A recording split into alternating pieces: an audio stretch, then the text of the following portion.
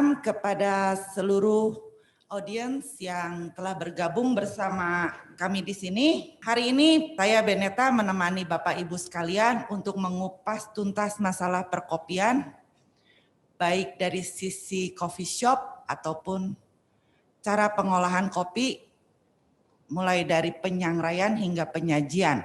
Perbedaan kopi zaman dulu dan zaman sekarang tentunya jelas sangat-sangat berbeda. Kalau dulu yang saya tahu ya, kopi itu cuma dikasih air panas, diaduk, ditelek gitu kan. Kalau sekarang dari penyajiannya aja harus manis, harus bagus, kalau enggak akan laku. Di hari ini saya mengundang ada Bapak, di sebelah kiri saya ada Pak Ferry Kusnadi ini sebagai CEO F-Frame Coffee Indonesia. F-Frame Coffee Indonesia. Kopinya sudah jelas terkenal di mancanegara karena beliau sudah mengekspor kopinya ke beberapa negara di Rusia, Malaysia, bahkan di Timur Tengah. Nanti jelasnya Pak Ferry sendiri yang akan menjelaskan langsung. Dan di sebelah Pak Ferry itu ada yang masih muda, masih sangat muda. Namanya Kevin Hanafi. Pak Kevin Hanafi ini lulusan dari Victoria di Melbourne ya Pak ya? Ya betul, di Melbourne. Victoria Bar School. Bar School di Melbourne, Australia. Beliau dengan nyali yang tinggi membuka bisnis coffee shop yang tentunya sudah menjamur di mana-mana. Saya nggak tahu nih seberapa besar nyalinya sampai Pak Kevin ini berani untuk buka coffee shop dan bertarung dengan tempat ngopi-ngopi yang sudah beken di tahun-tahun sebelumnya. Selamat malam Pak Ferry, Pak Kevin. Malam. Sekarang saya pengen tahu cerita singkat nih mengenai bisnis dari Pak Ferry dulu sebagai roastery master asal Jawa Barat. Awalnya saya punya perusahaan bukan kopi dulunya. Dari orang tua saya punya pembuatan mesin. Ya sejak sekolah beres ya kita langsung kerja di situ. Kemudian 2009 saya bikin mesin roasting atas permintaan dari teman, salah satu leader kopi juga di Indonesia waktu itu tahun 2009. Kemudian saya mulai kerja kopi 2014. Seriusnya di 2016 Tadinya kita jalan bersama sama teman, kemudian 2016 kita jalani sendiri, sampai saya sekolah kopi juga untuk menggeluti kopi ini supaya benar. Sampai hari ini kita ekspor, ada kopi yang diekspor ke beberapa negara yang memang sudah menjadi customer kita tiap bulan kita kirim. Ya, karena saya udah baca CV-nya Pak Ferry ini ngerada ngeri-ngeri sedap nih. Nanti kita akan kupas sudah ekspor kemana aja. Nah kalau Pak Kevin sendiri gimana Pak Kevin? Kalau dulu saya dulu kuliah di Australia. Namanya juga mahasiswa. Kalau ngerjain tugas, ngerjain kerjaan, temannya kopi. Kalau dulu yang namanya kopi, kita cuma tahu yang namanya kopi instan. Kalau saya dulu. Terus begitu mulai nyobain kopi di sana, beli di toko kopi di kampus sekali, nyobain, enak, penasaran. Makin lama makin minum kopi, sampai akhirnya sekolah kopi saya dulu di sana. Jadi mulai kerja part time di sana. Gara-gara awalnya itu ngerjain tugas kuliah. Awalnya dari tugas kuliah, akhirnya jadi kegilaan dengan kopi. Kalau saya cuma tahunya saya cuma doyan paling banter kopi itu yang juga yang sase. Pak Ferry, kira-kira apa yang membuat Pak Ferry ini yakin bahwa bisnis kopi itu adalah bidangnya Pak Ferry dan sangat prospektif dalam jangka panjang? Ya, yang dulunya tadinya saya cuman kerja sama temen. Waktu itu kita ngeluarin modal untuk itu, kerja susah sih dulunya. Kita jualan kopi yang harga 120.000 per kilo sampai 180.000 tuh sempat nggak jualan tuh 9 bulan tuh kita. Modalin aja terus, bikin kopi lagi, bikin lagi. Kemudian sejak 2015 ya udah kayaknya yang kesulitan di market, oke, kita bantu marketnya. Nah, saya mulailah cari teman-teman yang bisa bantu market kita. Waktu itu saya kenal sama salah satu teman saya di Jakarta, kemudian saya tahu dia pengusaha besar dan saya bilang sama dia, ya bantu kita deh ekspor kopi deh. Gua nggak tahu kemana deh ekspor, pokoknya pengen ekspor gitu. Diketawain juga waktu itu saya, dan bahkan sempat saya cerita sama teman saya, wah ngapain bisnis kopi tuh ekspor tuh susah katanya, nggak gampang katanya. Tapi ya karena kita punya tekad, punya niat ya udah kita geluti terus. Kemudian saya ketemu beberapa teman yang bisa bantu saya, salah satunya banyak duta besar yang bisa bantu kita. Berangkatlah saya ke Malaysia, terus ke Laos, kemudian ke Filipina, terus saya berangkat lagi ke Belanda. Setelah dari Belanda, saya baru tahu bahwa di Eropa itu Indonesian market sangat bagus. Kopi, teh, coklat. Waktu itu kita pamerannya kopi, teh, coklat. Biasanya satu paket tuh kopi, tea, and coklat. Kemudian juga dari situ saya mulai lagi lihat, oh banyak rempah-rempah ya Indonesia. Banyak spices yang kita bisa kirim ke mereka. Disitulah saya berpikir bahwa Indonesia ini punya prospek dan memang semua asalnya dari Indonesia. Dan di situ juga saya minta waktu itu diajak jalan-jalan, Pak mau jalan-jalan nggak? Enggak, saya mau ajak jalan-jalan keliling market aja deh. Kita mau survei market tentang spices, kopi dan lain-lain. Nah di situ kita nemuin memang market yang cukup besar. Dan sejak dari situ saya bertekad untuk memulai, dan saya sekolah. Setelah itu sekolah kopi, ambil sekolah cupping class, ambil sekolah yang lain. Ambil sekolahnya di mana, Pak Ferry? Di Bandung, di Bandung. Tapi ada yang ngajarin waktu itu juga, ada yang di 5758 termasuk salah satu sekolah yang cukup kompeten. Sertifikatnya tuh diakui di Amerika dan Eropa. Nah disitulah saya mulai ambil sekolah itu supaya ketika kita bisa jualan kopi ini ke luar punya standarisasi yang benar.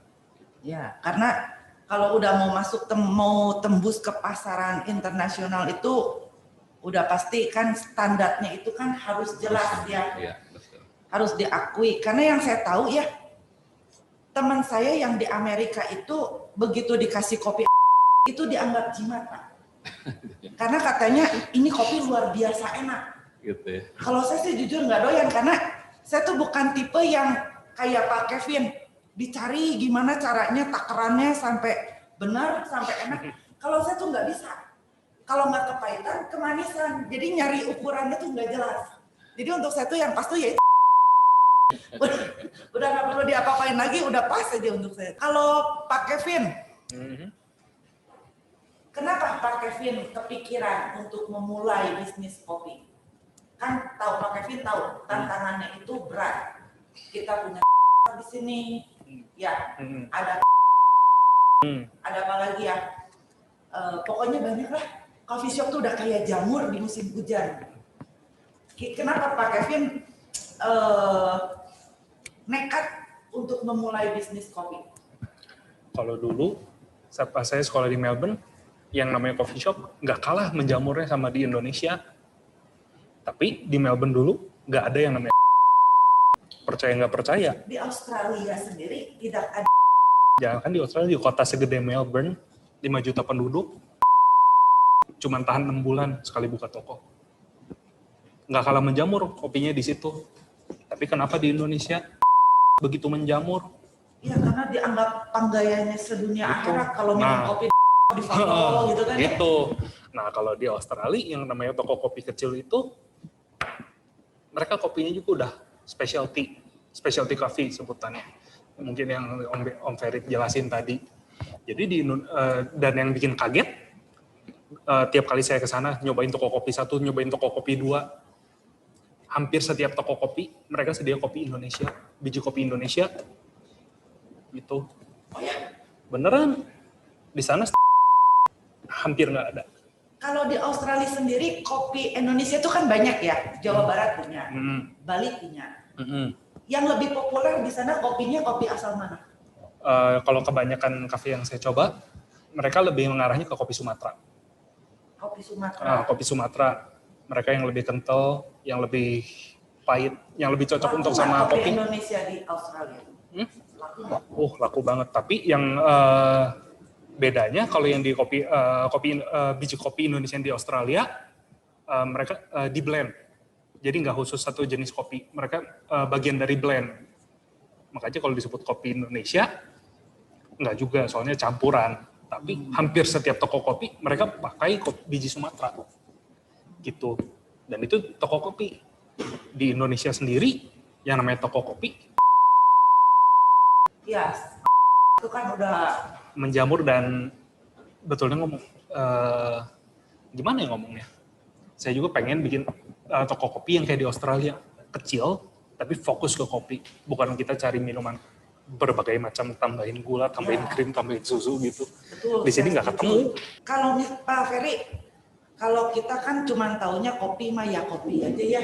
Banyak dari kita itu cuma tahu ya itu kayak saya lah, kopi itu adalah kopi. Sejarahnya kopi mungkin karena Pak Ferry ini lebih ke roasting atau penyangraian. Pak Ferry sedikit banyak pasti lebih tahu mengenai sejarahnya kopi, keterikatannya dengan dari zaman dulu sampai ke hari ini. Bisa nggak diceritain sedikit? Kopi itu tahun 600 ya setelah Masehi itu di Arab tuh kambing-kambing yang makan. Jadi ketika dia makan kopi, kenapa kambing ini energik gitu? Nah, orang-orang itu aneh kan, orang-orang kerajaan tuh aneh waktu itu. Jadi dia cari, oh dia makan kopi nih, buah apa nih? Oh ini namanya buah kopi. Waktu itu mungkin belum dinamain juga, kita nggak tahu.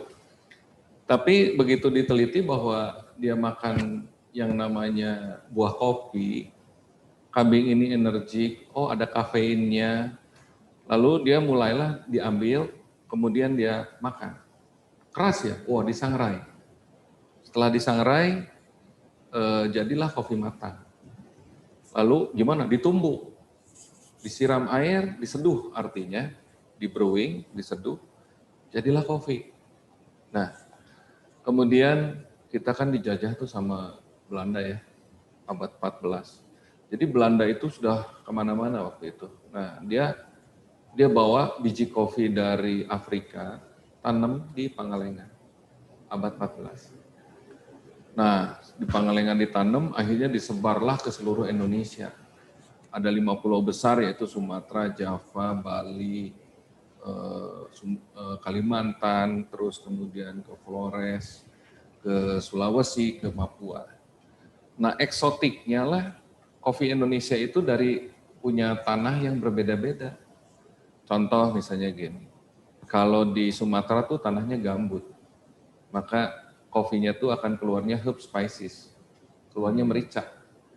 Kalau tanam merica di sana keren banget kan, mericanya terkenal. Spicesnya Aceh itu terkenal, maka kopi Aceh tuh keluarnya merica, herb spices. Nah Mandailing tuh dia tanam cengkeh, ya maka keluarnya juga banyak spices kayak tobacco segala macam. Nah aslinya Indonesia tuh kopinya gitu. Waktu tanam di Jawa Barat tanahnya merah, nggak gambut. Nah pasti lebih soft, dia lebih soft, taste-nya, kemudian juga si kopi Jawa Barat ini juga punya flavor yang bagus. Makanya kopi-kopi Indonesia 2016 pernah juara 1 di Atlanta. Ya kopinya Puntang. Ya, ada petaninya namanya Ai itu. Itu kopi juga dilombain. Dilombain di dunia. Bijinya tuh udah jadi kopinya yang dilombain. Green bean dan rasanya juga. Jadi nggak cuman Green bean tuh biji mentah. Biji mentah. Dan roasted bean tuh yang biji matang. Ya. Nah itu dilombain. Nah jadi tanam di Bali tanahnya lebih merah lagi. Dia citrus banget kayak jeruk Bali kan terkenal. Maka kopinya juga keluarnya citrus, taste-nya citrus. Nah, tanam di Toraja banyaknya coklat, taste-nya very chocolatey kopinya.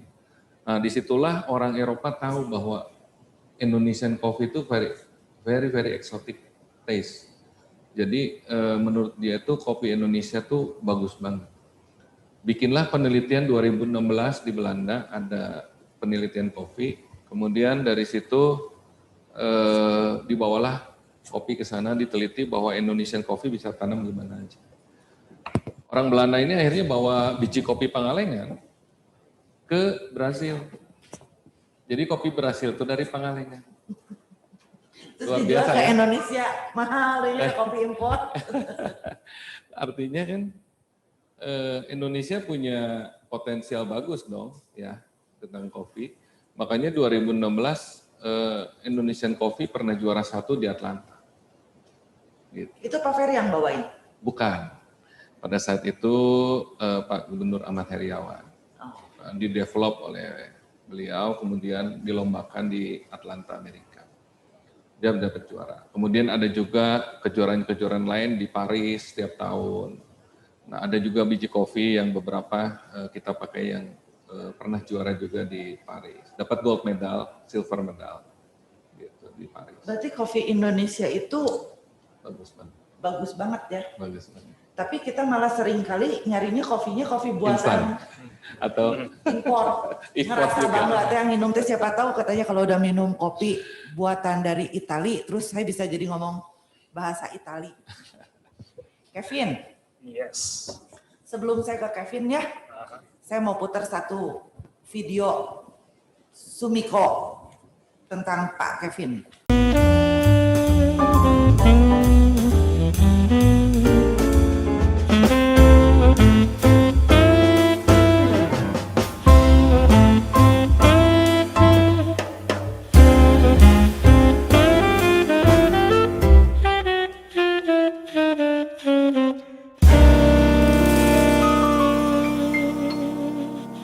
Halo, selamat siang.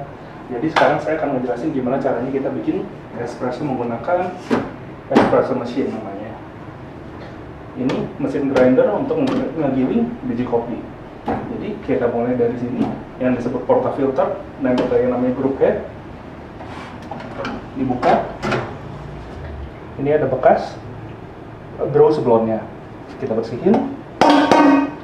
Diketuk itu aja. Dilap. Udah bersih, kita mulai. Jadi pertama, kita timbang. Mulai dari 0, kita akan bikin biji kopi. Biji kopi yang sekarang kita pakai, blend Sumiko, kita pakai 80% Robusta, 80% Arabica dan 20% Robusta. Kita mulai blend.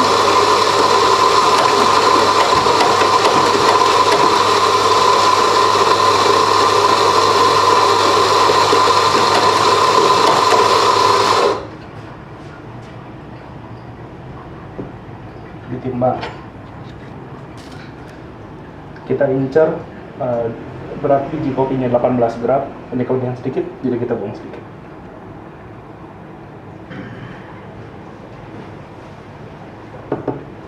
Pelan, diratakan, udah rata. Di sini kita sebut yang namanya, kita pakai yang namanya temper. Diratain dulu, terus kita temping. Gunanya temping supaya dia biji kopinya padat. Yang penting hati padat dan rata. Udah beres, bersihin sedikit pinggirnya. Sekarang kita pindah ke espresso machine. Sebelum ini dipasang, mesin harus ini yang kita sebut namanya flash. Nyalain dulu sebentar. Gunanya nge-flash supaya ada sisa biji kopi yang di dalam dia keluar semua, jadi nggak mempengaruhi brew yang selanjutnya.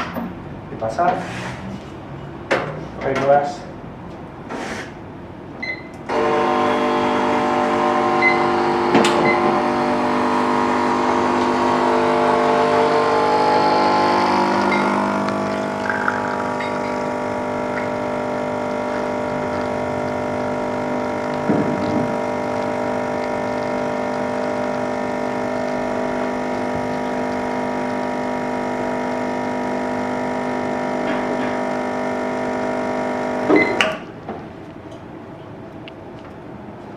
Jadilah minuman yang kita sebut espresso. Ini ukuran double shot dari 18 gram biji kopi, jadi espresso ukurannya sekitar 60 ml. Nah, itu tadi adalah Pak Kevin, pemilik dari Sumiko Coffee and Tea. Coffee and Tea atau coffee aja? Coffee and tea, kita juga serve tea. Ya, karena ada tea-nya juga. Pak Kevin, tadi kan Pak Kevin demo tentang espresso. Espresso itu apakah kopinya khusus? Harus, jadi kalau untuk bikin espresso, kopinya harus ini loh, khusus espresso. Atau bisa pakai kopi apapun? Secara teori, pakai kopi apapun bisa. Tapi tergantung jenis kopinya juga, ada yang lebih enak dibikin dengan cara espresso. Jadi espresso itu cara bikin kopi, bukan nama minumannya. Itu cara bikinnya cara espresso. Bikinnya itu espresso. Hasil minuman disebut espresso juga. Nah, kalau dari biji kopinya mah, secara teori setiap biji kopi bisa. Tapi tergantung pemrosesan, ada biji kopi yang lebih enak dipakai untuk espresso, ada biji kopi yang misalnya lebih enak pakai kopi tubruk atau misalnya kopi filter, gitu. Oh, nah Pak Kevin, untuk zaman sekarang minum kopi itu kan ngopi itu udah bukan suatu hal yang eksklusif atau gimana ya. Sekarang misalnya mau ketemu ngobrol atau meeting, udah ngopi, baru ngopi dengan mengharapkan deal-dealannya jadi. Diajak ngopi enak, deal-dealan jadi. Betul. Penyajian kopi zaman dulu ke zaman sekarang itu pasti kan beda. Bisa dijelasin nggak perbedaannya dari zaman dulu sampai zaman sekarang? Cara penyajiannya, mungkin cara minumnya juga, karena kalau yang saya tahu espresso itu kan minumnya juga beda, gayanya juga beda. Kalau saya kan nggak tahu, kalau saya kan cuma taunya kapal api, ya minumnya ya begitu aja. Nah, coba kalau Pak Kevin kan expertnya, cara penyajian dari zaman dulu sampai zaman sekarang itu kira-kira apa sih yang paling beda? Yang paling beda kalau zaman dulu orang minum kopi, taunya kopi hitam, itu paling umum. Jadi kopi dengan biji kopi, gitu. Tapi semenjak keluar toko kopi seperti Starbucks, orang mulai cari minuman blend dengan kopi. Jadi bukan untuk minum kopi hitam aja. Jadi orang mulai nambahin pertama-pertama jadi kopi dengan susu. Terus lama-lama kalau misalnya kayak di Starbucks itu, lama-lama nambahin sirup, nambahin coklat, nambahin whipped cream, segala macam. Jadi orang mulai explore minum kopi itu bukan cuma kopi hitam seduh aja. Gitu. Kalau yang dari kalau zaman dulu kopi tubruk, atau misalnya di sini paling menyebar luas kopi instan, kapal api, atau kopi apa isi susu. Nggak usah sambil senyum, biasa aja ngomong kapal apinya kayak yang sentimen bener. Oh, enggak salah. Bukan mengecilkan kapal api, nggak salah, orang suka. Cuman ya kalau di toko kopi nggak pantas kita nyediain kapal api. Iya, nggak ada aneh-anehnya kalau mau minum kapal api mah di rumah aja ada cuma nambahin air panas, semua orang juga bisa. Gitu. Pak Ferry, saya tuh nggak berani minum kopi Starbucks, kenapa? Satu, harganya saya nggak senang. Ya. Yang kedua, saya minum kopi apa ya namanya ya waktu itu ya, Frappuccino caramel kalau nggak salah. Ya. Tapi setiap kali saya habis minum kopi di Starbucks, itu saya selalu mual. Bukan mual karena saya bayar mahal, bukan. Itu juga mungkin ada efeknya. Kalau dibayarin beda. Kalau dibayarin beda. Itu kopi nggak bawa duit, saya nggak. Tapi kalau kopi bawa duit yang saya bayar itu biasanya mual, Pak. Nggak, tapi benar, saya tiap kali habis minum kopi di Starbucks, itu selalu saya ngerasa mual. Nggak enak. Mah saya tuh langsung perih gitu. Itu kira-kira kenapa, Pak? Oke, kita bedah sedikit ya kopi itu. Jadi kopi itu ada yang grade 1, grade 2, grade 3, grade 4. Yang grade 1 itu defect under 5%, di bawah 5%. Kemudian grade 2 tuh di bawah 20%. Begitu di atas 20% masuknya grade 3. Grade 3 tuh bisa defect sampai 50% lebih. Sebentar, ada grade 1, grade 2, grade 3. Yang grade yang terbaik itu grade 1 apa grade 3? Grade 1. Defect-nya di bawah 5%. Jadi kalau dalam 1 ton ada 5%, itu ada 50 kilo kopi yang jelek.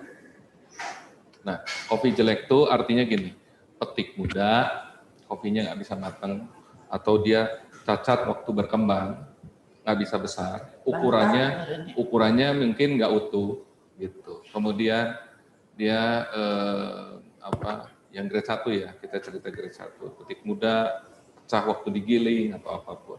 Nah, itu boleh ada, karena kopi itu dalam 1 ton kan banyak tuh, sekilo aja udah ratusan biji ya.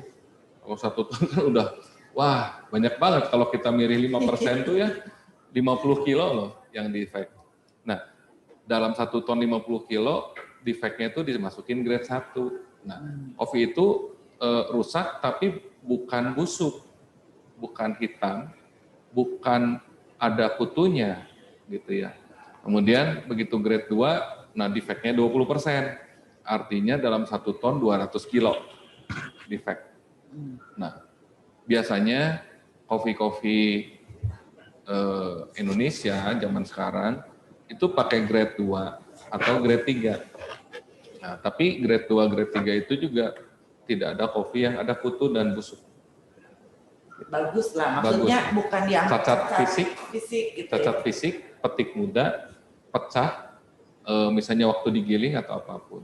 Kemudian begitu masuk grade 4, grade yang sangat rendah. Acak adut. Ya, itu kopi ada yang hitam, ada yang busuk, bentuknya hitam-hitam busuk. Kemudian ada kutunya. Karena kopi itu kalau nggak dijemur 3 bulan kita taruh waktu green bean, kita nggak jemur lagi, kopi itu akan ada kutunya nanti. Nah, ketika kopi ada kutunya, terus kita roasting, kemudian kita brewing, tetap aja namanya juga kopinya udah nggak bagus ya. Jadi gini, misalnya kita waktu kita seduh kopi itu, hari ini seduh nih, terus pas sore atau besoknya kita minum kopi itu tuh udah nggak fresh, ya, nggak fresh kopinya. Gitu. Jadi nggak bagus lah buat mah kita. Kemudian juga dari Arabica kafeinnya 0,1%, dari Robusta 0,3%. Jadi Robusta tuh kafeinnya lebih tinggi. Robusta kafeinnya lebih tinggi. Lebih tinggi, 3 kali lipat dari Arabica. Nah itu juga karena kopi itu kalau kafeinnya lebih tinggi, ada yang orang sensitif dengan mah. Kalau misalnya bisa minum kapal api atau bisa minum kopi instan lainnya, bisa. atau gitu sih bisa. Itu sih kayaknya nggak ada masalah. Kenapa minum kopi tertentu gitu ya, minum kopi tertentu itu bisa sakit gitu ya. Ya mungkin kopinya udah nggak bagus gitu. Atau memang kadar kafeinnya tinggi gitu. Kan kalau Arabica 0,1, Robusta 0,3. Jadi semua akan sama ketika di brewing. Tapi ada kopi yang bagus, ada kopi yang nggak bagus. Nah, pemakaian kopi yang nggak bagus itu, waktu kita minum terus kita mual, terus kita itu mungkin juga kopinya nggak bagus, mungkin juga udah hitam busuk gitu. Makanya kita brewing, pagi brewing, sore udah busuk. Kopinya tuh udah basi gitu. Kalau kopi bagus, grade 1 misalnya, kita pakai grade 1, kita brewing, ya bisa beberapa hari kopi itu nggak masalah gitu. Nggak merubah rasa. Dan minum-minum juga aman. Jadi pada dasarnya kan ada mitos, oh kalau orang sakit mah itu nggak bisa minum kopi karena pasti perih, pasti sakit. Oh, nggak juga. Karena saya beberapa teman saya yang setiap kali ngopi bukan cuman sakit perut ketika ngopi sampai muntah. Kalau dia minum kopi muntah, gue nggak bisa katanya. Nah, dia bilang ya cobain minum kopi ini. Kamu kalau misalnya 20 menit bereaksi pengen muntah atau apa, ya jangan diterusin lagi. Tapi karena dia saking pengen minum kopinya tuh, dia minum 20 menit nggak apa-apa, hari itu 3 gelas. Kemudian dia, ini jadi saya punya satu kisah nyata ya. Teman saya naik motor, hari itu mau minum kopi, wah nanti aja deh sampai Pangandaran. Nah, udah sampai Pangandaran, dia saya seduhin kopi tuh. Kemudian udah saya seduhin, dia bisa minum 3 gelas hari itu. pulang ke rumah, ajak istrinya minum kopi. Istrinya bisa minum kopi juga. Nah, akhirnya sehari seliter setengah berdua. Saking banyaknya. Sampai beli mesin espresso. Kemudian sampai saya bilang gini, daripada punya mesin espresso dianggurin, udah aja jualan kopi, saya bilang di rumah iseng. Tadinya dia cuma buka PO apa segala macam. Akhirnya serius, omset per hari sih di atas 3 juta sekarang per hari. Lumayan dong. Lumayan banget. Lumayan. Dari nggak bisa ngopi Dari sampai nggak jualan bisa kopi ya. Minum terus jadi minum seliter setengah sehari, akhirnya jadi jualan kopi. Jualan kopi. Pak Kevin, ini satu yang senang benar kalau ngeliat Pak Kevin. Kalau menurut Pak Kevin, tren kopi ke depan itu bakalan seperti apa, Pak? Tren kopi ke depan ya. Kalau misalnya di sini di Indonesia, kopi yang paling menyebar luas itu kopi instan. Banyak orang yang nggak seneng. Alasannya kayak yang tadi dijelasin Om Ferry. Kadang ada orang yang nggak kuat minum, ada yang mah. Kenapa? Mungkin gara-gara mungkin biji kopinya, mungkin orang yang nggak kuat, gitu. Tapi market yang paling cepat berkembang di Indonesia untuk perkopian ya, toko-toko kopi kecil yang mulai ngejualin specialty coffee. Jadi kopi yang dimulai dari petani, di roast, dijual dan dipilah. Jadi bukan kopi yang ngedepanin quantity. Sekarang kita mulai main ke quality. Kayak yang Om Ferry tadi jelasin gitu. Jadi tren ke depannya kalau kopi instan gitu sih nggak akan hilang, pasti ada marketnya. Tapi semakin banyak muncul toko kopi yang kecil, mereka mulai fokus ke kopi, mulai fokus ke brewing, ke depannya semakin banyak orang bakal mengerti apa yang namanya specialty coffee itu. Nah sekarang kan Pak Kevin ini kan punya bisnis Sumiko ya? Iya betul. Apa yang bisa Pak Kevin tawarkan dari Sumiko? Apa misalnya specialty-nya yang bisa ditawarkan yang kira-kira gua the best nih, untuk hal ininya gua the best. Yang bisa kita tawarkan, kita bisa tawarin biji kopi bagus, kayak yang tadi Om Ferry jelasin, grade 1, tapi harganya murah. Kenapa? Soalnya kalau toko kopi lain nih, misalnya, kita sebut aja yang S, yang terkenal, yang logonya hijau. Kalau orang ke situ, pengen ngalamin yang namanya ngafe. Duduk, asal ada minuman kopi, nongkrong di sana 5 jam. Gitu. Wifi gratis. Wifi gratis. Minuman mahal nggak apa-apa, kita 5 jam aja duduk di sana. Jadi murah. Jadi murah kalau dihitung-hitung per jamnya, gitu. Tapi kalau kita ngedepaninnya kopi untuk to go.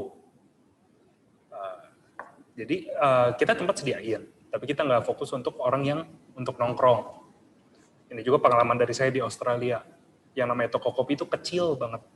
Kebanyakan toko kopi ukurannya paling cuma 10 meter sampai 15 meter persegi. Tapi satu hari bisa nge-serve kopi 4.000 cup. Ya karena mereka tuh jarang ya duduk nongkrong lama sampai 6 jam. Betul. Makanya logonya Sumiko juga kan perempuan sambil lari gitu kan. Kita ngincar market to go. Tapi kita sediain kopi bagus. Kenapa bisa murah? Karena kita nggak nyediain tempat segede-gede gitu untuk orang duduk-duduk. Ya. Kalau Pak Kevin sendiri di sana apa ngerosting sendiri kopinya atau sudah siap untuk di brewing? Nah, kalau kita beli kopi ke roaster. Contohnya kayak Om Ferry gini, dia kan ngeroaster kopi, kita beli ke mereka. Kenapa? Supaya kita bisa fokus. Kita brewing kopi. Jadi kalau roaster, kita serahin aja ke mereka yang memang lebih ahli. Jadi kita bisa dapat kopi bagus, tapi kita juga nggak keluar biaya untuk ngeroast sendiri. Jadi kita bisa dapat kopi bagus, tapi harganya masih lebih murah daripada kita ngeroast sendiri. Ya, kan kalau ngeroast sendiri kan udah beli alatnya, beli alatnya tuh. Nge-hire orang lagi, belum gagalnya tara rutung ya. Betul. Kacau itu kartu mati. Gitu. Pak Ferry ngomong roasting tadi, kan setiap kopi itu kan punya khas sendiri ya. Itu pas ngerostingnya itu apa disesuaikan dengan biji mentahnya? Oh kalau si kopi ini tuh harus ngerostingnya begini. Si biji kopi yang dari Jawa Barat ngerostingnya harus begini. Ya. Atau itu disamaratain ya segitu aja caranya. Untuk level roasting ya, kita cerita tentang biji kopinya dulu. kalau kita pengen, kita tahu kan target market kita sih mau kemana. Misalnya kalau coffee shop pasti punya mesin espresso, maka kita sediakan kopi yang pakai mesin espressonya dulu. Nah, kopi mana yang kita mau roasting? Misalnya gini, saya sukanya Sumatera karena dia bodinya bold banget. Bold itu artinya bodinya kopi banget. Ketika bodinya kopi banget, kalau dibikin kopi, dia akan lebih berasa rasanya ya, banget. Oh ini kopi banget deh. Makanya Amerika, Australia itu suka kopi Sumatera. Nah kalau Jepang itu sukanya kopi Jawa Barat, Bali. Nah itu ada taste-nya beda-beda. Oh, tiap negara itu punya favorit kopi favorit taste, dari ya, provinsi ya. masing-masing ya? Ya ini pengalaman saya karena kita ngirim kopi keluar dan pameran kopi keluar. Turki sukanya kopinya ternyata yang pengopi-pengopi di Turki itu yang cewek-cewek itu pengopi espresso. Malah laki-lakinya black coffee americano, yang ceweknya espresso. Di situ juga kita baru tahu ya ternyata orang Turki hebat juga ya, cewek-ceweknya strong coffee semua gitu. Cantik-cantik lagi Pak. Betul. Dan kalau cerita level roasting, kopi ini mau dibikin apa? Nah kita begitu tahu lalu kita tentukan.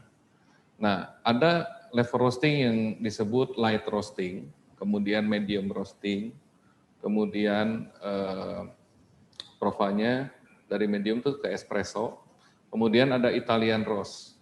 Jadi kita bagi 4 yang besar. Nah, untuk di Prancis, waktu saya pameran di Prancis 2019, kita bikin 2 level roasting. Satu yang untuk espresso biasa, kemudian saya buat yang dark roast.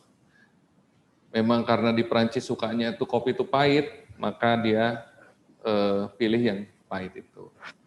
Nah, begitu saya pergi ke Bangkok atau misalnya saya pergi ke Belanda atau kemana, dia sukanya yang medium roasting. Nah, mereka lebih suka kopi yang fruity, yang rasa buah. Maka sebenarnya kopi itu punya rasa buah. Nah, rasa buahnya di mana? Kalau Jawa Barat, rasa buahnya lebih menonjol jackfruit, nangka. Ya, kopinya bau nangka. Oh ya? Iya, nanti harus nyobain makanya. Kemudian di Bali itu lebih rasa lemon citrus. Di Toraja lebih rasa coklat tea. Kalau di Sumatera tadi saya bilang pernah ada kopi yang rasanya black pepper dan kalau orang bule herb spices bilang ya. Orang bule kalau pesan kopi sama kita bisa ngomong gini. Kalau kopinya panas, saya mau yang herb spices. Nanti kopinya udah dingin, rasanya jadi coklat. Nah, saya harus tahu harus kasih kopi apa sama dia. Nah, kita harus paham tentang kopinya. Jadi orang itu bisa order, saya pengen herb spices di waktu panas. Tapi ketika dingin pengen jadi ada coklat tea. Dark coklat. Nah, saya harus kasih kopi apa? Ya, saya kasih Aceh. Kalau ada yang ngomong, saya pengen kopinya yang tobacco. Ya saya kasih Mandailing. Saya pengen jackfruit, ya saya kasih yang Java. Ya. Nah, pengen lemon saya kasih Bali. Pengen coklat saya kasih Toraja. Pengen woody saya kasih Papua. Dia woody banget kopinya. Maksudnya woody itu gimana? Bau kayu. Ada yang mau? Ada. Dan itulah eksotiknya Indonesian coffee. Begitu kita pameran di luar, mereka suka dengan itu. Bahkan saya ada kopi yang tahun kemarin saya baru keluarin, rasanya pineapple. Jadi itu nggak dikasih essence atau enggak. gitu? Oh tanpa essence ya, soalnya kan orang tuh kan selalu mikirnya ini mah pasti pakai essence nih, ada wangi-wangi aroma gini nih pasti pakai essence. Enggak. Itu karena kita ngolah kebunnya. Jadi kita kan dulu belajar dari seduh, brewing, kemudian kita mundur ke roasting. Nah, habis roasting sekarang kita mulai dengan penanaman, pemupukan, pasca panen. Kopi ini sebelum kita seduh di gelas besok jadi pineapple, kita harus proses dia. Dari roastingnya? Dari pohonnya. Oh dari pohonnya dulu? Dari pupuknya, pohonnya, petiknya, jemur, roasting, kemudian brewing supaya keluar rasa itu. Itu original coffee, makanya Indonesia bagus banget kopinya. Merepotkan sekali ya Pak ya. Tapi keren. Mau minum kopi aroma nanas itu repotnya mulai dari penanaman, Dari 1 tahun yang lalu. dari pemupukan, aduh. Makanya kadang-kadang saya tuh suka bingung ya. Orang luar begitu suka, begitu cinta sama kopi Indonesia. Tuh. Tapi kadang-kadang kita sendiri malah nganggep remeh sama produk sendiri. Kita malah nyari-nyari Kopi luar. kopi luar biar kelihatan gaya, biar kelihatan keren ya. Padahal Indonesia juga ternyata nggak kalah. Saya juga kaget. Pak Kevin. Yes. Pak Kevin ini selalu senyum aja. Ngeliatin Tante Beneta mah senyum terus. Aduh. Pak Kevin mau kopi? Pak Kevin, maksudnya ada keinginan atau visi misi dari Pak Kevin untuk penikmat kopi yang ada di Indonesia. Ada misalnya saya tuh targetnya seluruh, maksudnya masyarakat Indonesia ini cinta kopi buatan Indonesia. Pak Kevin pakai kopi buatan Indonesia kan? Oke. Nah, gimana caranya Pak Kevin ini untuk memperkenalkan, nih kopi gue tuh kopi Indonesia nih. Tapi kopi gue nggak kalah sama kopi luar. Salah satunya yang tadi, kita jual harganya nggak terlalu mahal. Gitu. Terus kita juga kerjasama sama roaster yang kayak Om Ferry gini, kita kopi Indonesia yang berbagai macam karakteristiknya, kita bisa sediain di situ. Jadi kalau orang mau coba, misalnya penasaran nih, pengen coba ini kopi kayak tadi, rasa nanas, kita bisa sediain. Jadi kita kerjasama sama roaster. Mereka kalau penasaran, Berarti Pak Kevin juga bisa request ke Pak Ferry misalnya, saya pengen kopi dengan aroma kelepon gitu, atau misalnya aroma apa ya, pisang gitu. bisa. Secara standarisasi kopi, selama itu tidak menyalahi si kopinya sendiri dan kita masih proses dengan normal fermentasi, itu nggak masalah.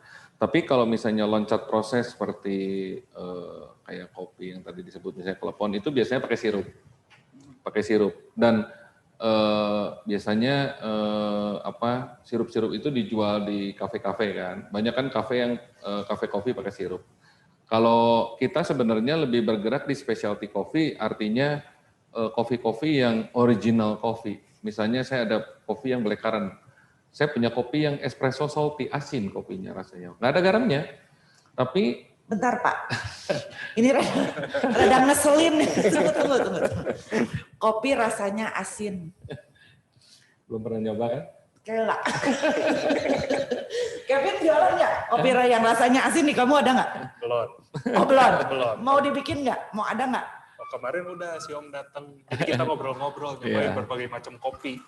Yang itu ya specialty coffee Om. Ntar ada kopi asin, kopi rasa nanas. Nggak, soalnya ini rada ngeselin kopi asin gitu. Itu rasanya asin atau hanya aromanya aja yang kayak garam? Taste-nya asin, benar. Taste-nya dari baunya udah asin dan nggak semua kopi bisa asin. Itu kopi mana? Kopi dari daerah mana yang bisa? Jawa Barat. Jawa Barat. Jawa Barat, ya.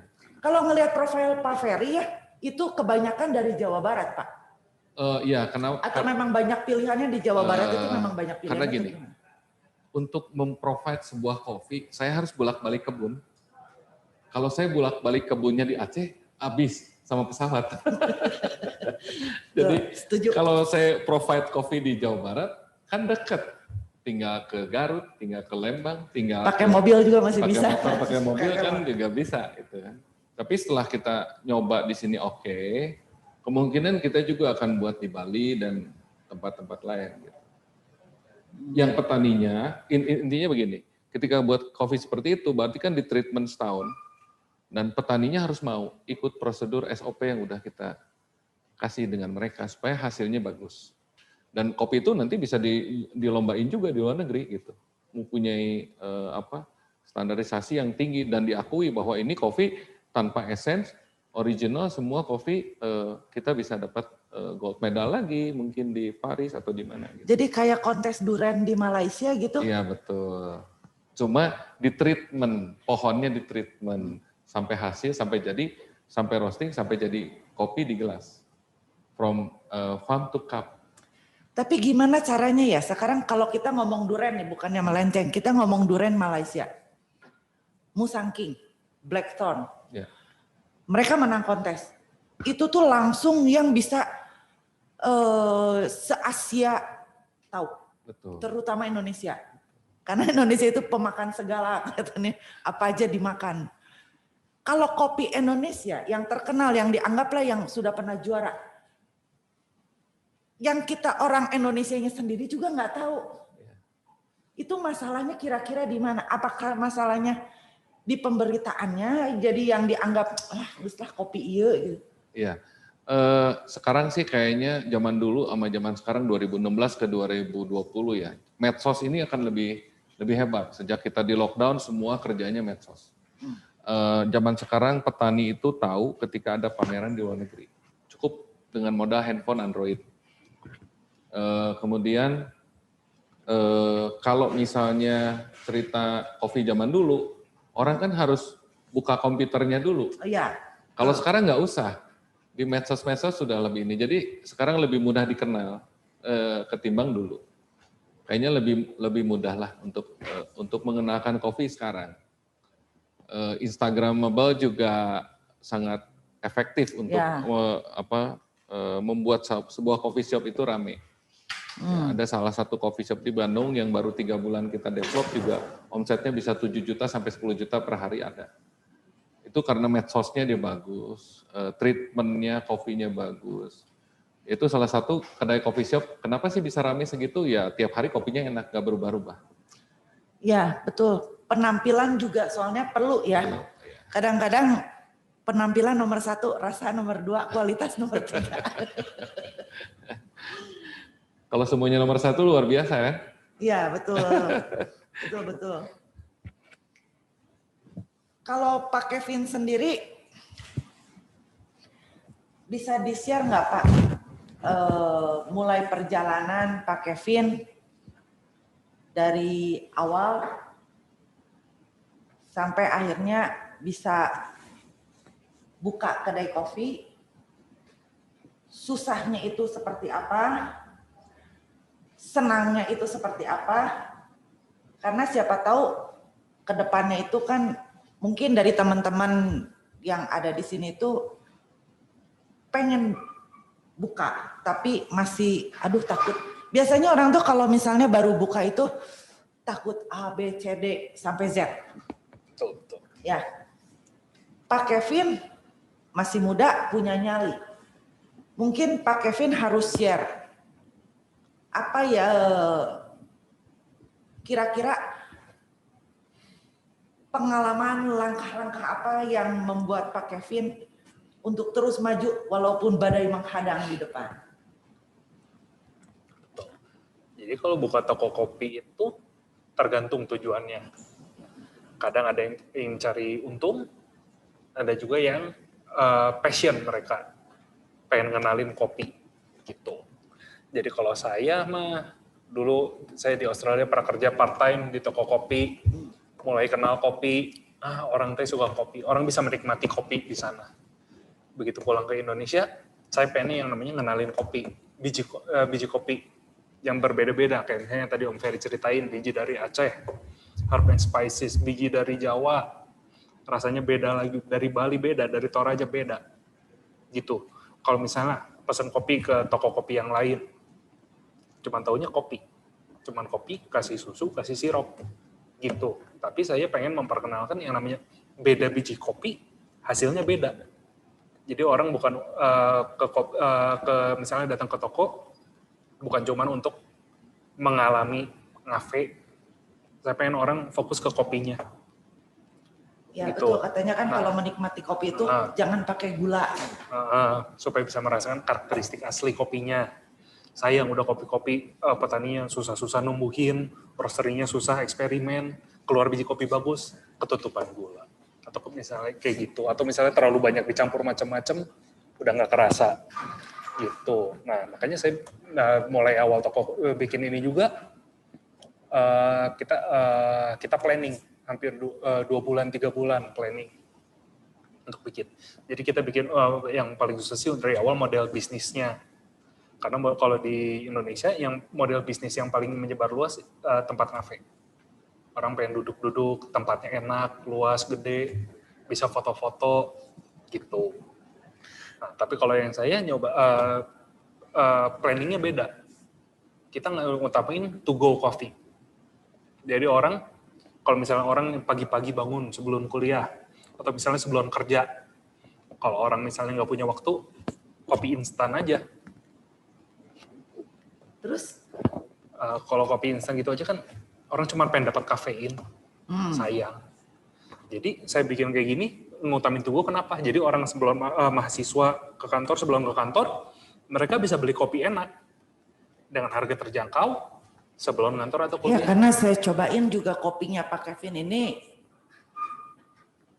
ada yang berbeda, terutama saya tuh nyobain kalau nggak salah ya Lotus Biscoff. Itu saya tiap kali ke sana pasti pesannya itu. Pertama dikasih gratis, kedua ketiganya saya disuruh beli. Karena memang enak, ya udah mau nggak mau ya saya beli. Dan gimana ada enak. Kalau kopi pahit jujur saya nggak doyan. Karena hidup itu sudah pahit. Jadi jangan dibikin yang pahit-pahit lagi gitu. Jadi yang manis-manis saja. Betul. Nanti sebelum iklan saya mau tanya dulu nih sama Pak Ferry. Pak Ferry, bisa nggak cerita sedikit? Nggak cerita sedikit lah, karena saya tuh pengen tahu Pak Ferry itu berhasil mengekspor kopi ke luar negeri itu bukan pekerjaan yang mudah ya Pak ya. Iya, betul. Kalau untuk saya mah susah itu teh. Soalnya banyak juga bukan kopi nih ya, teman-teman juga kan yang mau ekspor, ada yang mau ekspor figura, ada yang mau ekspor batik. Kan itu kadang-kadang cuman mimpi karena kita nggak bisa tembus untuk ke sana. Mungkin dari pengalaman Pak Ferry ini, cara beliau mengekspor kopi dari Indonesia ke luar negeri, mungkin nanti bisa diambil intisarinya, bagaimana caranya. Karena mulai dari pertandingan, pameran, Betul. itu juga biaya nggak sedikit ya Pak ya. Mungkin Pak Ferry, karena saya pernah baca sedikit, itu waktu di Timur Tengah di mana ya itu yang sampai antri panjang itu betul. Karena cuman pengen nyobain kopi dari Indonesia. Iya. Pak, ceritain Pak, mulai dari Bapak di pameran sampai akhirnya bisa tembus ke pasar internasional. Ya, untuk kita mau ekspor ya, waktu itu kita cita-citanya ekspor, sampai sempat diketahui teman juga. Kemudian ya kita sih berjuang aja terus, gimana ya caranya ekspor ya.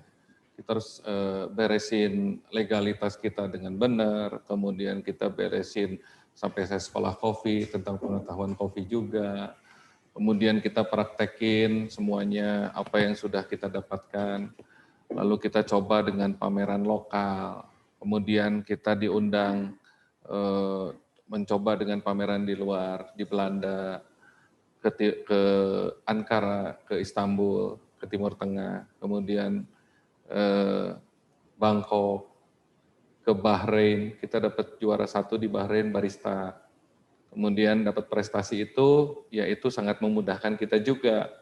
Dari Kementerian Perdagangan juga support banget sama kitanya. Kemarin saya baru diliput bikin film di tempat roastery kita oleh Kementerian Perdagangan. Kemudian juga kita ikut event selalu, rata-rata event-event yang kita bisa ikuti, kayak kemarin kita baru minggu kemarin di Taiwan, ada pameran kopi juga, kita kirim kopinya. Karena pandemik jadi kita kirim kopinya, jadi ada yang virtual booth di Singapura.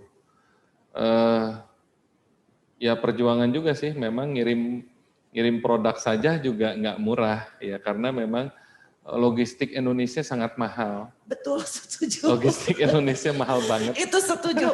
Sekarang Bapak sekali pameran, Bapak bawa kopi kan dari sini kan pasti Betul, bawa dong. Bawa. Itu untuk biaya logistiknya. Nggak usah ngomong biaya tiket orang. Sekarang biaya pengirimannya aja. sekali ikut lomba Pak berapa? 15 juta. Ngirimnya aja. Iya, Itu untuk berapa hari pameran? 3-4 hari pameran. Makanya itulah yang banyak masalah itu memang di logistik ya. Iya, betul. Terus Pak, ketika Bapak pertama kali ikut exhibition kayak begitu, apakah itu booth Bapak itu langsung rame, dikunjungi orang, atau sengsara dulu Pak, aduh nggak ada yang datang, harus capek-capek ngomong, bagiin brosur kayak gitu? Iya, iya. Jadi sebenarnya gini sih, kita mempelajari gimana sih pameran di luar ya. Jadi sebelum pergi juga kita mempelajari lah, istilahnya gini. Waktu saya ke Turki, jam begitu nyampe bandara, saya ditawarin dijemput oleh orang KBRI, dia bilang gini, Pak mau ke pameran atau mau ke hotel? Dia tanya. Menurut saya kayaknya mending kerja deh. Kita lihat pameran, tempat pamerannya, kemudian kita susun booth-nya mau seperti apa.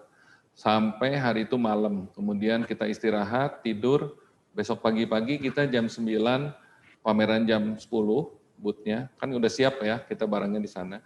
Jadi jam 10 buka tuh, jam 9 tuh, setengah 9 saya udah datang. Kita udah siapin booth-nya kita, setengah 10 tuh kita udah bagi-bagiin kopinya kita di tempat pameran. Ada 40 stand kopi di sana, yang kopi dari Kenya, Burundi, dari Amerika, dari Turki, dari banyak dari Prancis juga ada di sana. Jadi kopi-kopi dunia lah. Nah, ya kita mulai bagiin kopinya kita karena memang Indonesia adalah penghasil kopi. Jadi Indonesia, Brasil, Vietnam adalah penghasil kopi. Jadi memang tugas kita adalah ngebagiin kopi-kopi itu. Pas jam 10 di sana biasanya on time. Mereka tuh tunggu di depan booth kita. 10 o'clock, your coffee is ready. Oke, kita langsung brewing. Nah, tapi kita jelasin mereka bahwa Indonesian coffee itu eksotik. Ada yang rasanya herb spices, blackcurrant, pineapple, jackfruit, dan lain-lain ya. Dan ada yang membantu kita juga banyak blogger-blogger di sana yang jam 10 kita buka, jam 11, setengah 12 dia udah datang, dia tanya kopinya apa aja, kemudian dia lihat, dan biasanya di tempat packaging kemasan kopi saya udah tulis taste note produk. Jadi kopi ini ada yang taste note-nya tobacco, jackfruit, nangka, dan mereka baca, loh kopi itu begini ya, ada yang rasa ini. Nah, blogger-blogger itu yang meng-up semuanya. Kemudian jam 2 siang itu udah penuh banget booth-nya. Sampai antri 30 meteran lah. Wah, waktu itu saya istilahnya mau ke toilet aja nggak bisa ya, saking penuhnya ya. Kemudian Pak Dubes datang, Pak ini antrian kita. Saya aja nggak tahu Pak, saya dari pagi di sini nggak bisa kemana-mana. Oh ya, nanti saya cek barisannya. Ditanyain sama Pak Dubes punya orang di situ ya, ajudan. Ini kamu ngantri kopi apa? Indonesia. Ini kamu ngantri apa? Indonesia. Bahkan sampai hari kedua, hari ketiga, udah penuh banget kita. Udah kewalahan. Kemudian kita split, yang saya bilang tuh, yang minum espresso, queue-nya sebelah kanan, antrinya sebelah kanan. Ternyata yang pindah cewek-cewek semua, yang minum espresso. Wah hebat ya, saya pikir yang minum espresso cewek-cewek di Turki. Yang minum black coffee, yang soft, cowok-cowok gitu kan. Nah, kita bagi dua itu aja penuh kok booth-nya. Dan pada saat itu ya 4 hari pameran, hari ketiga kita udah habis kopinya. Saya bawa hampir 200 kilo itu habis semua. 200 kilo habis semua. Luar biasa. Pak, kan jackfruit itu setahu saya ya, kalau bule itu kan nggak suka bau jackfruit Pak. Iya. Nyium aja kadang-kadang mereka enak. Saya nggak tahu kalau di Australia jackfruit. Gak ada yang namanya jackfruit di sana. Berarti Orang nggak tahu yang namanya jackfruit. nangka jackfruit ya pemirsa kalau pengen tahu. Soalnya yang setahu saya, teman saya itu kalau dari luar dulu juri-juri dog show pameran anjing itu ya, mereka nggak akan tahan cium bau nangka sama bau duren. Iya. Nah ini sekarang ada kopi dengan aroma jackfruit dan dipasarkan di luar negeri ini. Saya sedikit blowing my mind ini. Jackfruit diekspor ke luar negeri ini luar biasa. Kalau sampai bisa diterima itu betul-betul luar biasa karena susah. Itu baunya tuh segak gitu kalau kata orang sih. Tapi karena dia adanya di kopi, maka bau kopi dengan jackfruit itu yang mixnya itu yang membuat enak. Kemudian waktu kemarin 2019 ini kan saya terakhir pergi ke Rusia bulan 3.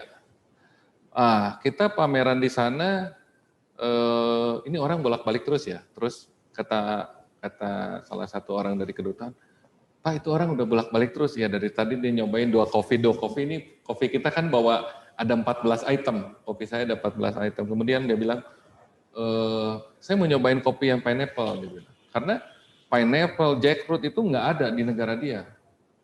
Dan itu buah-buahan eksotik Indonesia. Tropical kali ya? Iya, tropical fruit kan. Iya. Nah jadi buat dia tuh, wah ini nih kopi nih, dan baunya dia dapat gitu. Luar biasa ya? Luar biasa. Pak, sekali Bapak jalan untuk tiket penginapan, logistik itu sekali pameran itu berapa?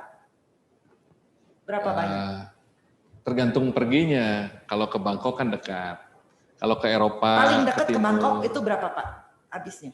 Kalau ke Bangkok sih ya mungkin 20 lebih lah, 30 lah. Itu udah sama hotel sama logistik. Iya. Tiket pesawat. Iya. Paling jauh kemana? Rusia? Rusia kemarin. Ke Rusia habis berapa Pak? Ya kalau dihitung bisa hampir 80 lah. 80 juta. Jadi Bapak Ibu kalau mau coba untuk ekspor, selain barangnya harus disiapkan dengan baik, dananya juga harus disiapin. Karena kalau nggak repot, kita bisa pergi nggak bisa pulang. Sebelum kita masuk ke pertanyaan, kita ke sesi iklan yang satu ini dulu.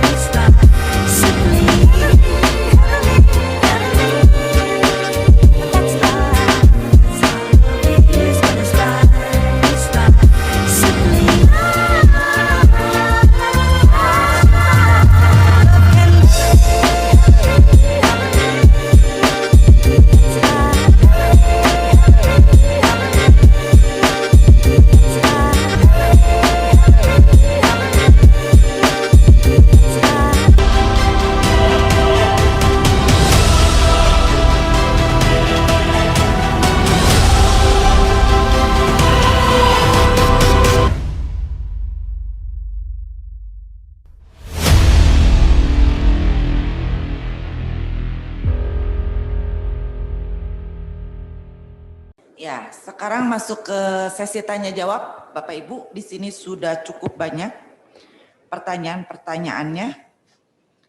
Kita mulai pertanyaan dari Bapak Kuntana. Selamat malam Pak Kuntana. Semoga Bapak tetap sehat. Pertanyaan ini untuk Pak Ferry. Saya pernah dengar kopi rasa wine. Apakah itu betul-betul ada atau itu proses dari kulit kopinya? Oh iya, saya jelasin sedikit tentang coffee wine. Coffee wine itu adalah kopi yang diproses ketika dipetik. Jadi kopi itu seperti kalau kita makan tangkil ya. Nah, apa ya tangkil tuh ya, namanya? tangkilnya melinjo. Melinjo ya, melinjo. Nah, begitu dipetik ada kulit melinjo, kulit luar. Nah, kulit luarnya tuh kita nggak buka. Lalu kita masukin ke dalam satu plastik kopinya, kita tutup selama 24 jam. Ketika tutup 12 sampai 24 jam, gitu kita bisa atur mau berapa kopi itu terfermentasi. Nah, disebutnya fermentasi kopi itu. Nah, karena begitu dipetik, dicuci kopinya, kemudian dipilih, kopi itu kan basah. Begitu basah ditutup di plastik, dia akan terfermentasi. Ketika terfermentasi, maka kopi itu akan keluar rasa manisnya di kulit, nempel di kulit ari-ari kopi. Jadi kopi itu ada kulit ari, ada kulit luar, ya ada kopinya sendiri. Nah, ketika nempel di kulit kopi itu, besoknya baru dijemur. Nah, penjemuran juga ada yang pendek, ada yang panjang. Ada yang 5 hari, ada yang 10 hari, ada yang 55 hari. Nah, disebutlah, maka proses itu awalnya disebutnya, kalau orang-orang bule itu biasanya ngomongnya honey proses. Nah, ketika wine proses adalah proses honey yang dilebihkan, lebih lama.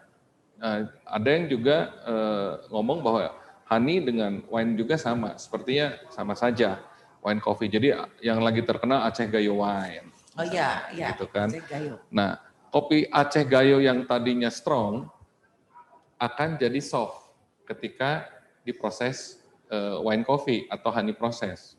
Nah, kopi Aceh Gayo itu akan lebih manis daripada Aceh original yang dicuci dengan air, namanya full wash.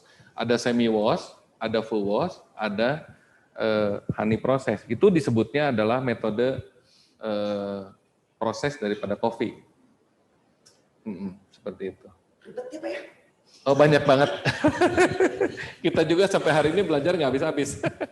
Jadi wine itu adalah proses honey Iya. yang dilebihkan. Iya. Berarti yang namanya honeymoon itu juga nggak boleh lama-lama. Nanti rasanya jadi kayak wine asam. Pertanyaan berikutnya ini untuk Pak Kevin. Dari Bapak J. Halo Bapak J, selamat malam. Semoga tetap sehat ya. Untuk Pak Kevin, kalau manual brewing dengan mesin mana yang lebih baik? Kalau manual brewing,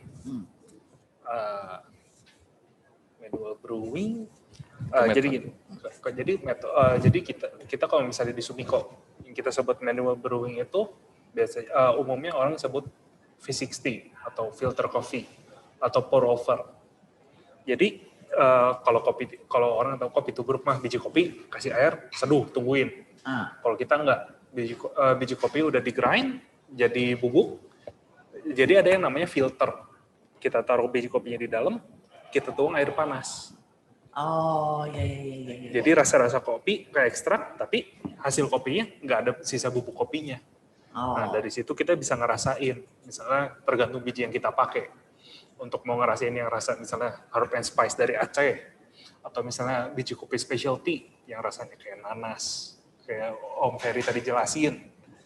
Kita pakai caranya itu, karena menurut kita itu yang rasa kopinya paling muncul.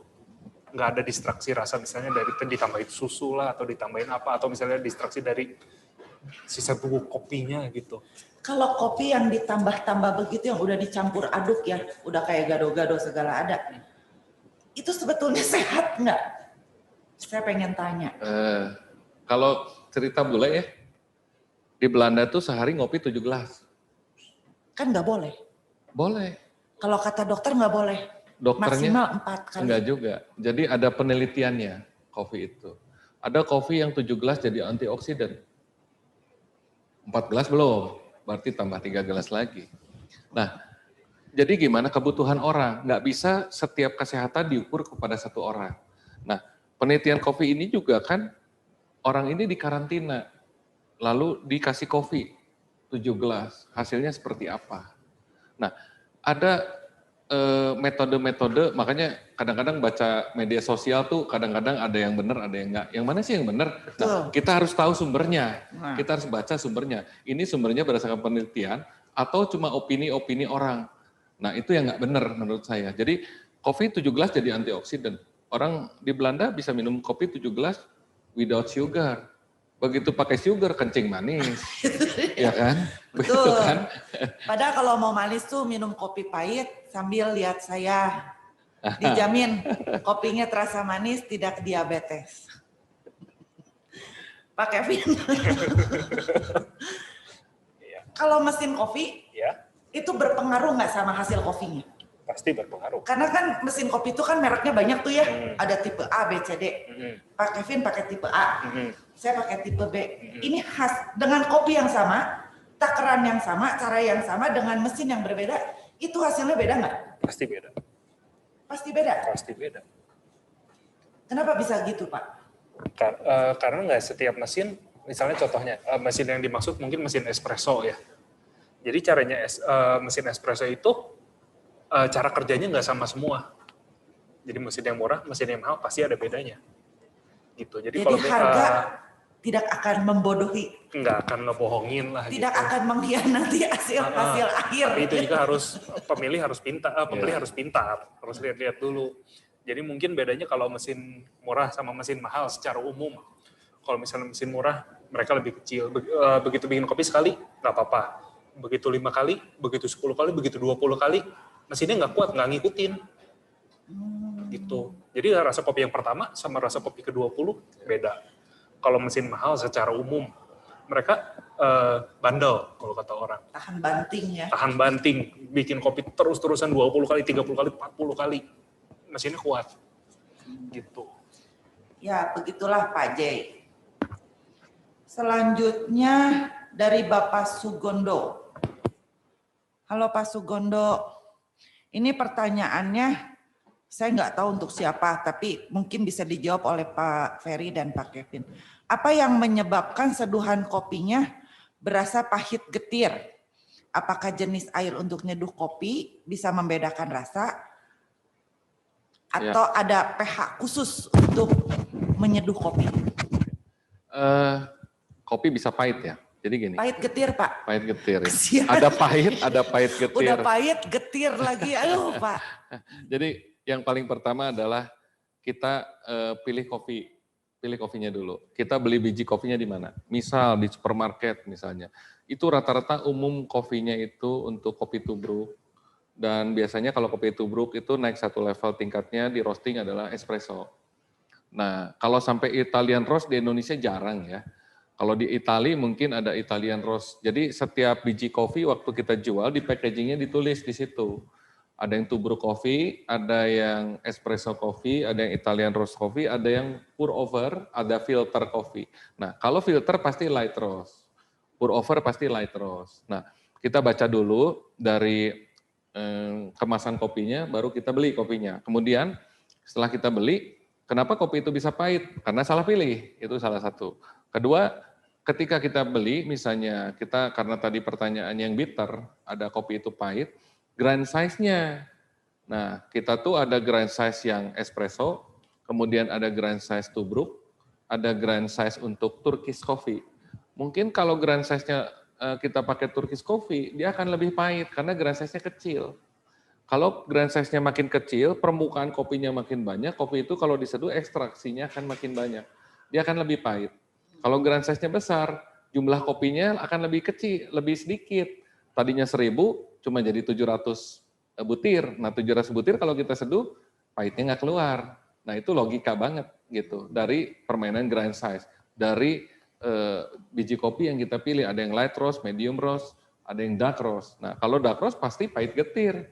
Mau biji kopinya dibesarin ukurannya, dikecilin karena dia sudah tutung, levelnya udah tutung. Nah udah hitam. Nah kalau bisa beli biji kopi yang jangan levelnya itu hitam. Atau sampai keluar minyak, oily.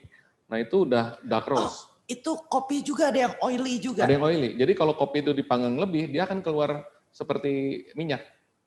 Kopi itu akan keluar minyak. Nah minyaknya, begitu dia keluar minyak, dia akan pahit. Begitu dia medium roast, dia nggak mungkin keluar minyak kan. Dia warnanya masih muda, coklat tua. Bahkan tua banget. Ada yang sampai kayak charcoal hitam. Nah itu Italian roast kalau itu. Jadi pahit sekali dia. Aduh. Kalau menurut Pak Kevin, pH air itu bermasalah nggak untuk penyeduhan kopi? Pasti. Harus pH berapa, Pak? Untuk sebaiknya netral. Kalau kita pakai airnya yang pH-nya netral. pH Jadi, netral itu berapa kira-kira? 7-8. 7-8. Kalau 8 bukannya alkali, basa ya? Kalau 8 bukannya udah masuk netral, basa? netral. Tapi mereka di tengah-tengah. Oh. Jadi anggapannya netral. Jadi kalau airnya terlalu acidic atau terlalu basah, mereka kan berpengaruh pas mereka ketemu kopi. Jadi zat-zat yang diekstrak dari kopinya berbeda hasilnya. Saya baru tahu. Ya itu. Hebat. Itu Saya juga nambah ilmu. yang tadi juga yang ada yang namanya terlalu diekstraksi atau kurang diekstraksi. Itu juga terpengaruh dari air, temperatur, berapa lama kenanya, berapa lama diekstraksinya. Nah, ini pertanyaan selanjutnya, Pak Kevin. Yes. Kalau green bean paling baik yang seperti apa? Green bean yang paling baik. Oh, Mohon penjelasannya. Kayaknya kalau penjelasan green bean mungkin Om Ferry lebih bisa ngejelasin. Dia lebih fokus ke sekalian specialty. Kalau Pak Ferry yang jawab, green bean yang paling baik seperti apa? Kalau roastering terbaik harus seperti apa? Oke, kalau green bean yang terbaik tuh ya petiknya merah. Jadi peak cherry-nya dia warnanya sampai merah banget, merah tua. Nah, matang pohon. Jadi gini, kayak kita petik pisang waktu mentah taruh di meja, sama petik pisang waktu matang. Terus jatuh sendiri? Di pohon udah matang, itu dimakannya tuh pisang kayak gula. Ya. Nah, kopi itu ada manisnya. Kopi itu nggak plain gitu. Kopi itu kalau misalnya kita petik merah, kalau kita roasting dengan baik dan benar, di pour over misalnya, jadi kopi itu ada biji luar, ada biji dalam, ada first crack, ada second crack.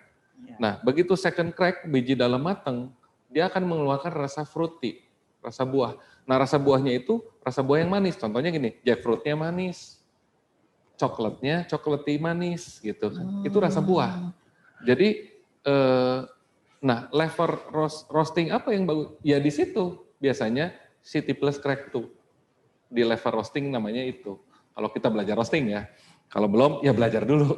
Karena memang itu kompleks banget. Level roasting itu kompleks banget. Nah, gimana biji kopinya bagus? Ya setelah petik merah kita panggang sampai City Plus Crack tuh dia biji dalam matang berhenti.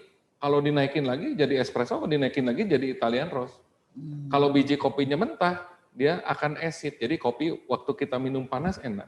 Waktu dingin dia nggak enak, keluar acid. Ya. Keluar asam. Jadi asam mulut tuh. Terus baunya mentah, kayak bau daun, kayak bau rumput.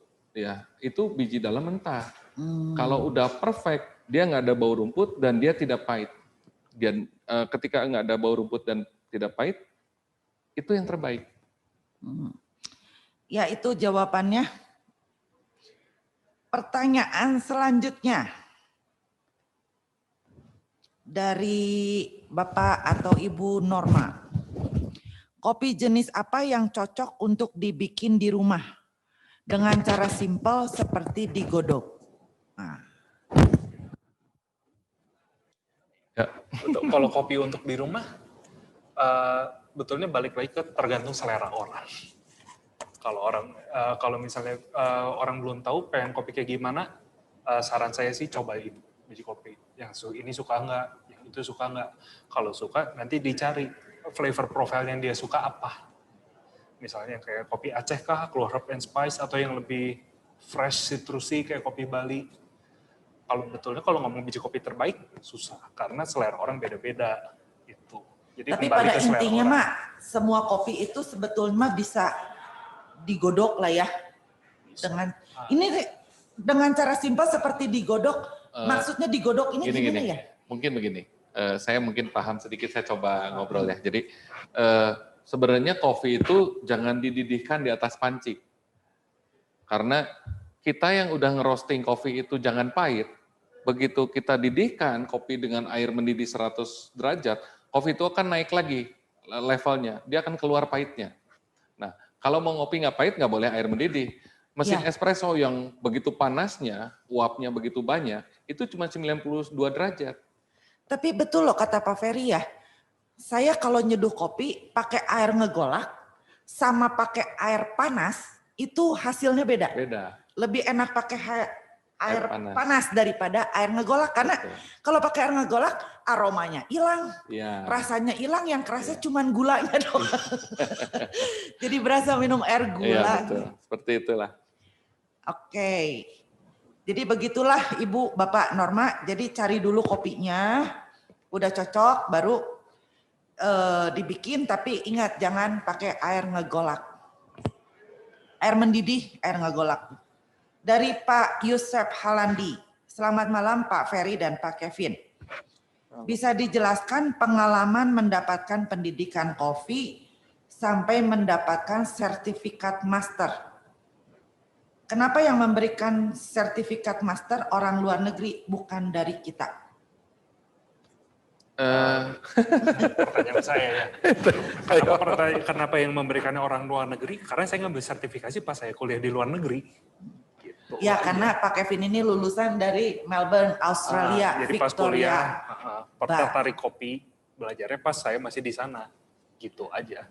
Jadi kebetulan sebetulnya bukan sengaja Bukan mau. sengaja cari. Sebetulnya Pak Kevin yang waktu ke Australia sebenarnya lagi mau ngapain di sana, lagi mau ngambil ilmu apa gitu di sana, kok tiba-tiba jadi ngambil kopi Pak? Kuliah accounting. Akuntingnya lulus? Lulus. Oh, jangan pakai otot Pak biasanya. Akuntingnya lulus terus langsung ngambil.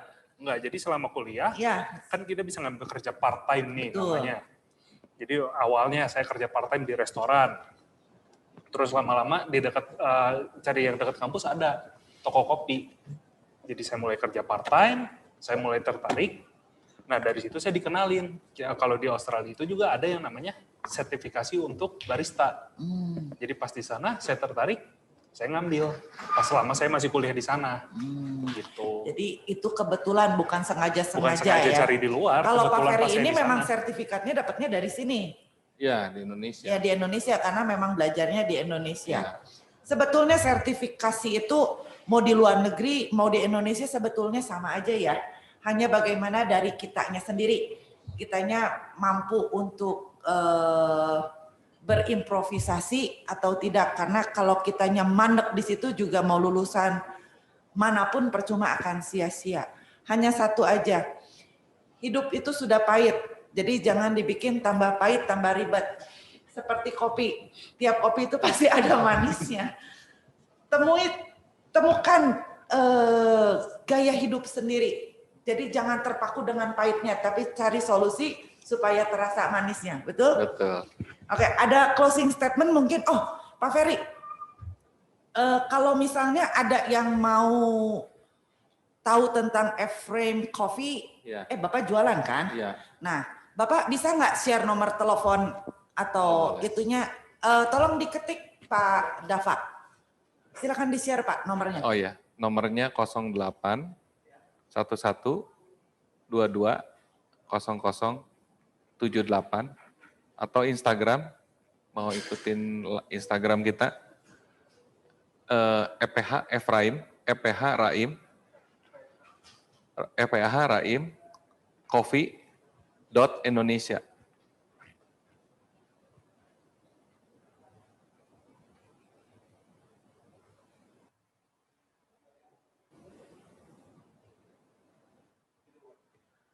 EPH itu F. Itu F, ini ya, pakai E.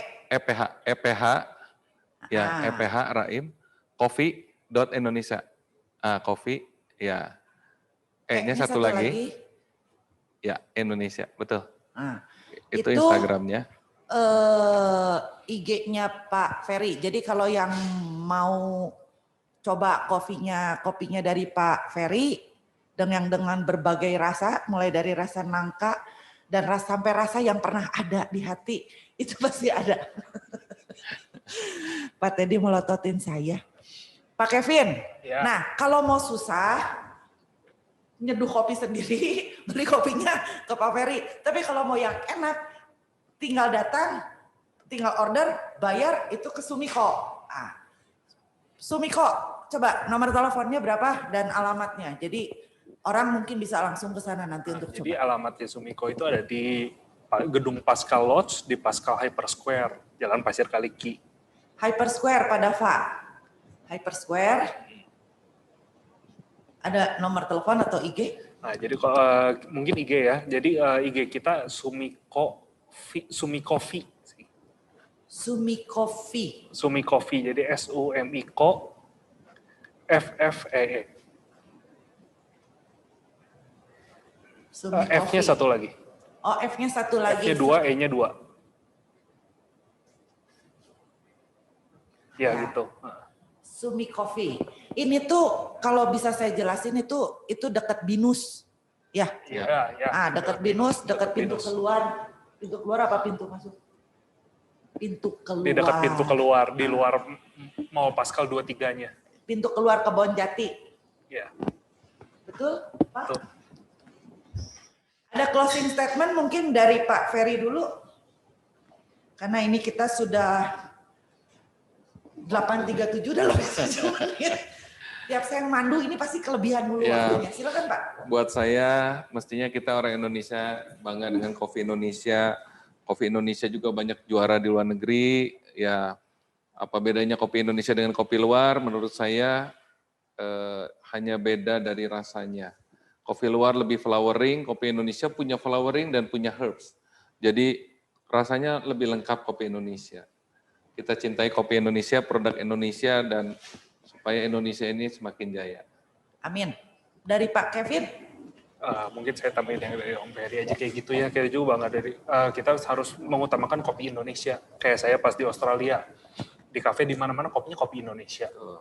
Jadi biarpun tadi ada yang nanya kenapa saya sertifikasinya di Australia. Biarpun saya sertifikasi di Australia, tapi saya pengen berkutat di dunia kopi di Indonesia. Jadi saya pulang ke Indonesia. Pulang ke Indonesia dengan menggunakan biji kopi Indonesia. Bapak Ibu, kita sudahi acara pada malam ini. Kita bertemu lagi di minggu depan di acara rutin kita tiap hari Selasa. Tetap cintai produk sendiri. Kalau mau ngopi, jangan lupa Efrem Coffee dan Sumiko. Selamat malam.